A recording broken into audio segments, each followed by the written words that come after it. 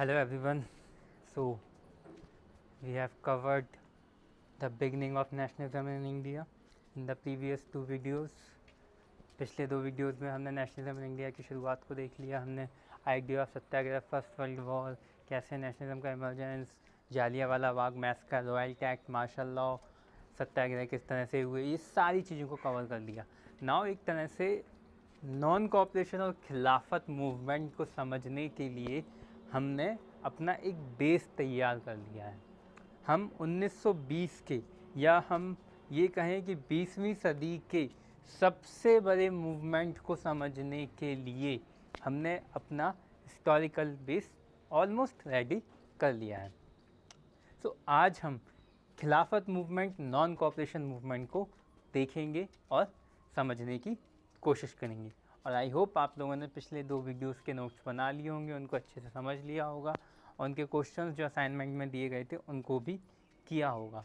And one more thing I have to say to all of the student of heritage public school कि ये जो time है आप लोगों का, जस्ट बी ट्राई टू जितना ज़्यादा आप इस टाइम पे अपने वीडियोस हमारे जो हम आपको हमारे सारे टीचर्स जो वीडियोस दे रहे हैं उनसे ज़्यादा से ज़्यादा नॉलेज कैप्चर कर सकें.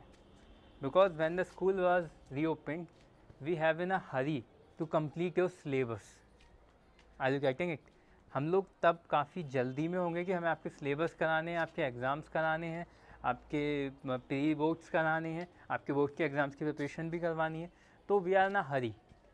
सो प्लीज़ जितने अच्छे से इन वीडियोस में हम आपको समझाने की कोशिश कर रहे हैं, आप कोशिश कीजिए कि ज़्यादा से ज़्यादा आप इन वीडियोस को देखें और उतने अच्छे से इनको नोट डाउन करें. सो शुरू करते हैं. खिलाफत मूवमेंट, हमने जो पिछला बेस था उसको याद करवा देता हूँ पहले मैं जल्दी से. पिछला बेस हमने देखा कि गांधी जी के 3 मूवमेंट हुए, चंपारण, खेड़ा और अहमदाबाद. तीनों सक्सेसफुल हुए थे. ये गांधी जी का एक्शन था आने के बाद का.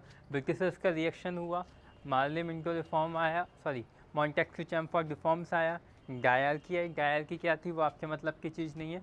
मॉन्टेस्क्यू रिफॉर्म है, वो किसी और दिन क्लास में ही डिस्कस होगा because it was you know something जो बहुत ज़्यादा हिस्टोरिकल पॉइंट हो जाएगा.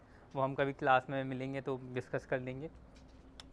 हाँ, तो डायर की आई, साथ में रिवॉल्ट एक्ट, रॉलेट एक्ट लेकर आए. वो क्या सा एक्ट लेके आए? Rowlatt act. रॉलेट एक्ट के अगेंस्ट गांधी जी ने सामूहिक हड़ताल की योजना बनाई थी.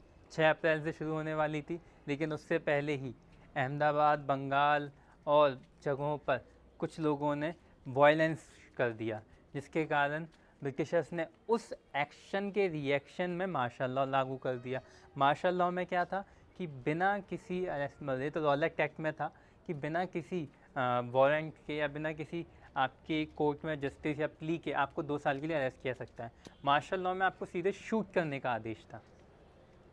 तो जालियांवाला बाग में जब रॉलेट एक्ट के तहत पंजाब के 2 लीडर्स को, सैफुद्दीन किचलू और सत्यपाल को अरेस्ट कर लिया जाता है, तो उसी को लेकर जालियांवाला बाग में एक सभा चल रही होती है, जिस सभा में आकर जनरल डायर ने गोलियां चला दी थी और कई 100 लोगों की हत्या कर दी थी.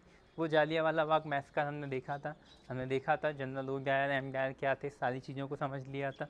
अब उस घटना के बाद क्या होता है, हंटर कमीशन बैठता है. हंटर कमीशन जनरल डायर से बात करता है. जनरल डायर कहते हैं कि मैं इस बात के लिए बिल्कुल भी गिल्टी नहीं हूँ, क्योंकि मैं इंडियंस के दिल में एक फ़ियर पैदा करना चाहता था कि उनकी आने वाली जो बच्चे हों या पीढ़ियाँ हों वो भी इस डर के साथ जिएँ कि अगर वो ब्रिटिशर्स के अगेंस्ट कोई मूवमेंट लीड करना चाहेंगे तो उनके साथ क्या हाल किया जाएगा. तो this was the mentality of Britishers. ये बताने का सिर्फ एक रीज़न था कि वो उस समय ब्रिटिशर्स की मेंटलिटी क्या थी इंडियंस को लेके, कि वो क्या सोचते थे. तो आज हम शुरू करने वाले हैं खिलाफत and non cooperation movement.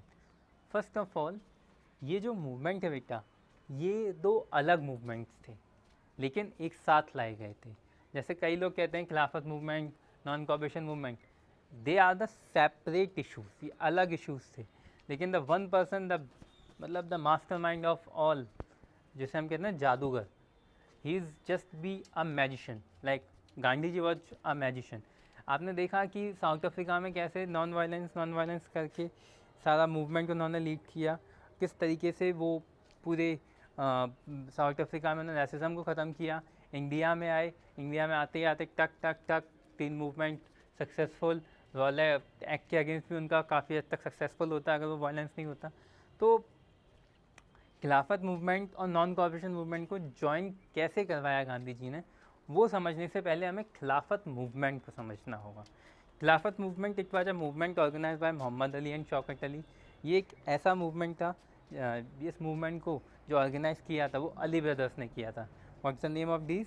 Mohammad Ali and Shaukat Ali, जिसे हम अली ब्रदर्स के नाम से जाते हैं। इसका जो मुख्य उद्देश्य था, जो एम था इस मूवमेंट का, protest against the injustice done to Turkey by Britain after the first world war. पहले विश्व युद्ध के बाद जो टर्की के साथ इनजस्टिस कर रहे थे ब्रिटिशर्स, उसके विरुद्ध इनका ये मूवमेंट शुरू किया गया था। एक minute. The Turkish Sultan had the title of Khalifa. The Muslim considered him as their spiritual leader. So many Muslims joined this movement.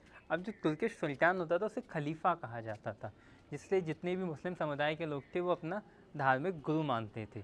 तो जो मुस्लिम्स थे वो ये चाहते थे कि आफ्टर द फर्स्ट वॉर तुर्की में डेमोक्रेसी आए, लेकिन खलीफा का जो पद है उससे चेंज ना किया जाए, क्योंकि उनके रिलीजन से काफ़ी कनेक्टेड थे। उस समय जब वर्ल्ड वॉर चल रहा था तो मुस्लिमों को ब्रिटिशर्स ने ये आश्वासन दिया था कि हाँ, हम ऐसा कुछ भी नहीं करेंगे और हम आपको ये प्रॉमिस करते हैं। लेकिन जैसे ही फर्स्ट वर्ल्ड वॉर फिनिश होता है, they remove the post of खलीफा, वो खलीफा की पोस्ट को हटा देते हैं। इससे मुस्लिम्स काफ़ी ज़्यादा नाराज़ थे और इसी के रिगार्डिंग उन्होंने ये मूवमेंट शुरू किया था जिसका नाम था खिलाफत मूवमेंट। अब Gandhi ji decided to launch the non cooperation movement because, Gandhi ji ने नॉन कॉपरेशन मूवमेंट क्यों लॉन्च किया, उसके क्या कारण थे वो भी देख लीजिए। क्वेश्चन आता है why did Gandhi ji launch the non cooperation movement, तो आपको ये आंसर की फॉर्म में दिया हुआ है।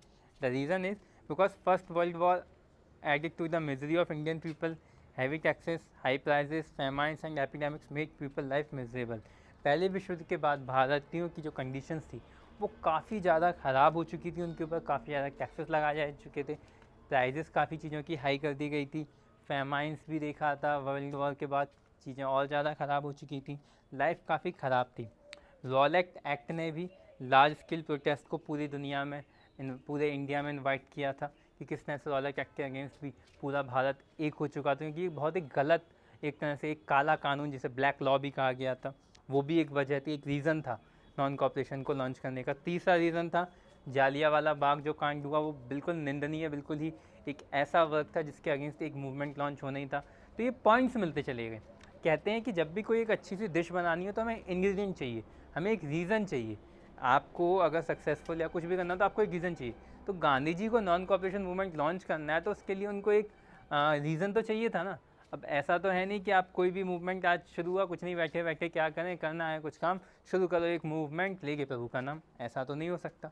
तो गांधी जी ने भी यही सोचा कि गांधी जी को नॉन कॉपरेशन मूवमेंट लॉन्च करना, तो उन्हें रीजंस दे दिए ब्रिटिशर्स ने। पहला विश्व युद्ध दे दिया, दूसरा उन्होंने रॉलेट एक्ट पास कर दिया, गांधी जी ने कहा मज़ा आ रहा है मुझे, तुम देते जाओ। तीसरा उन्होंने कहा जालियांवाला बाग और करके दे रहे हैं, बहुत ही अच्छे। गांधी जी ने कहा अब देखो तुम्हारा क्या हाल होता है। और फिर चौथा, मुस्लिमों को उन्होंने धोखा दे दिया। अब इस चीज़ को समझना कि what was the great great great great great mind of Gandhi. ऐसे ही गांधी जी को महात्मा बापू नहीं कहा जाता, ऐसे ही उन्हें नेशन वर्ल्ड लीडर नहीं माना गया है। और ये जो हम लोगों ने उनको गलत छवि बना के पेश किया है भारत में कि बापू ये इंडिया पाकिस्तान या जो भी है, ये सब गलत है। आपने कभी रियल हिस्ट्री देखी ही नहीं है। सच्चा इतिहास क्या है, जब सच्चा इतिहास जानोगे तब गांधी जी को जानोगे।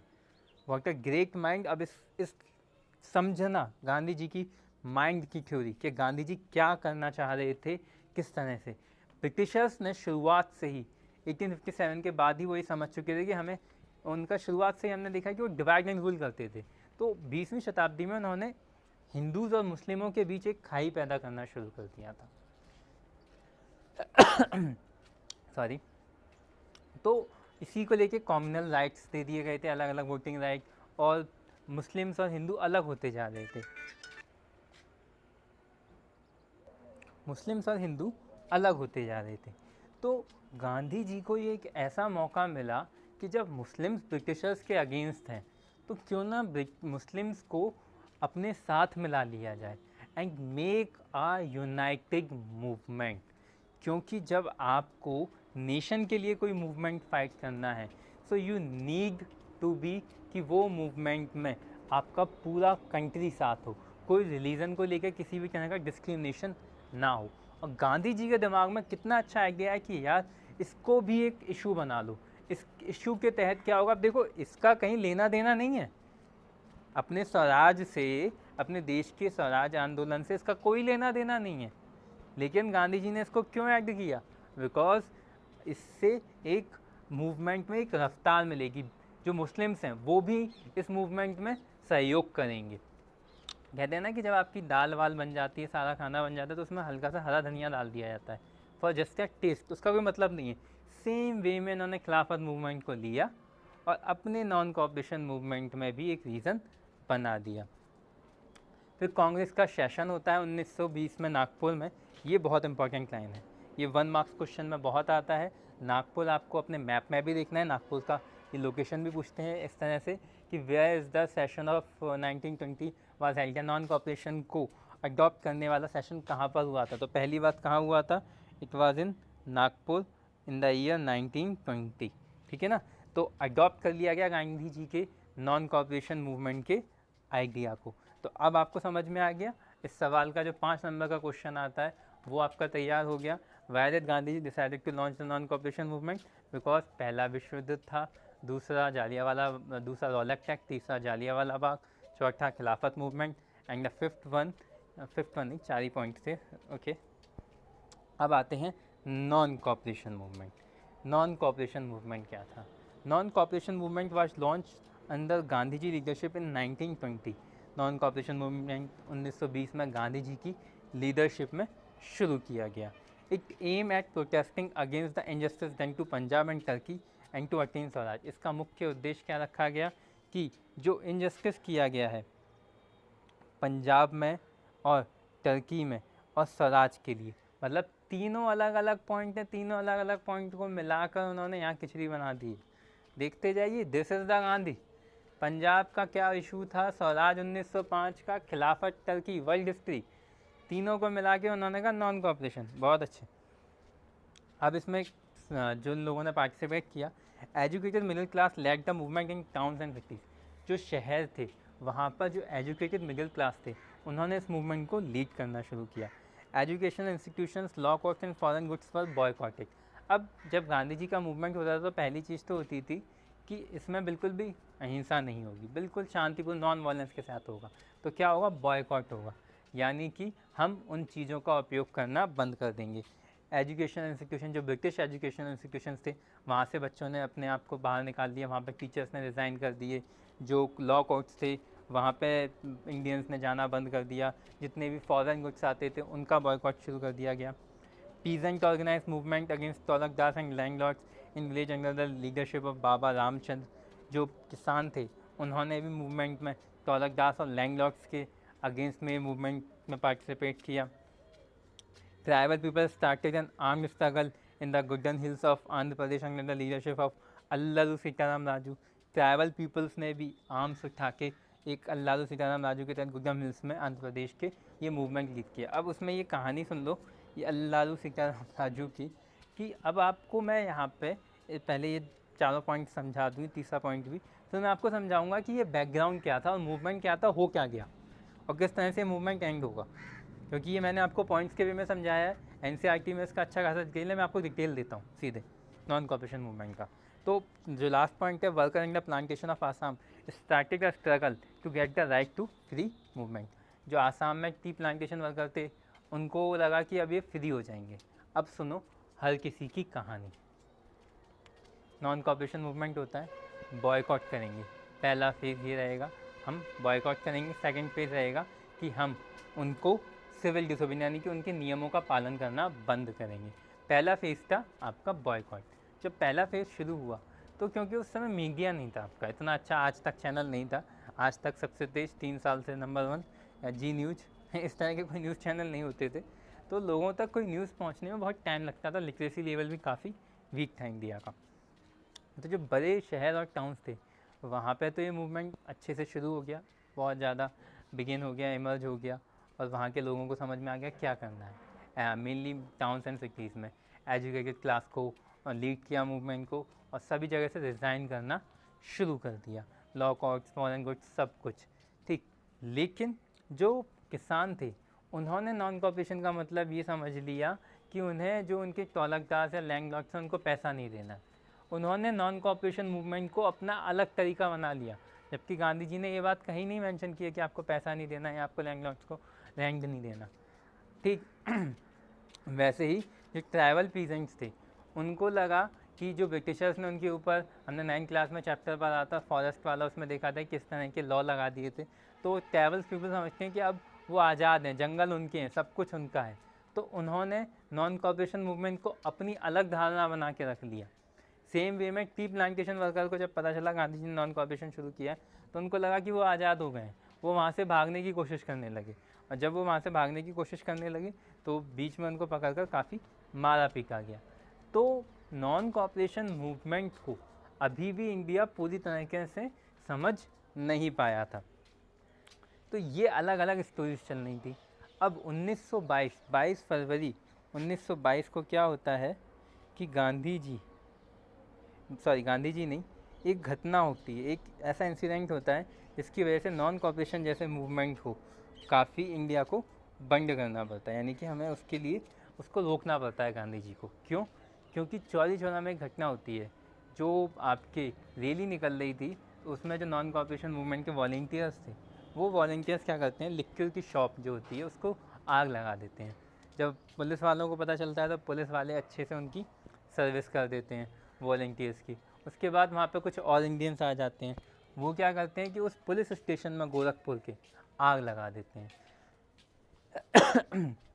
इस घटना के बाद, इस इंसिडेंट के बाद जब ये बात गांधी जी को पता चलती है कि एक पुलिस स्टेशन में जिसमें कई सारे पुलिस वाले काम करते थे, उसमें उन पुलिस वालों को जिंदा जला दिया गया है by the volunteers, Gandhi ji अपना नॉन कॉपरेशन मूवमेंट वापस ले लेते हैं।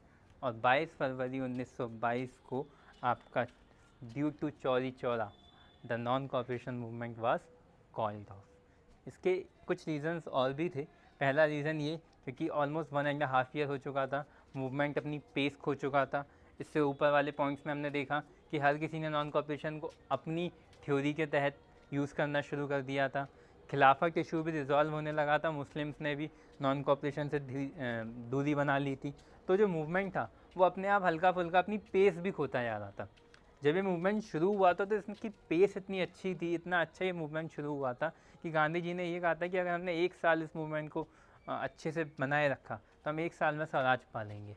लेकिन लोगों की अपनी थ्योरीज़ को लाने की वजह से नॉन कॉपरेशन की ये मूवमेंट नहीं चल पाया और गांधी जी ने इस मूवमेंट को कॉल्ड ऑफ कर दिया। आई थिंक आपको खिलाफत नॉन कॉपरेशन मूवमेंट समझ में आ चुका होगा। नेक्स्ट क्लास में हम सिविल डिसोबीडियंस मूवमेंट को देखेंगे।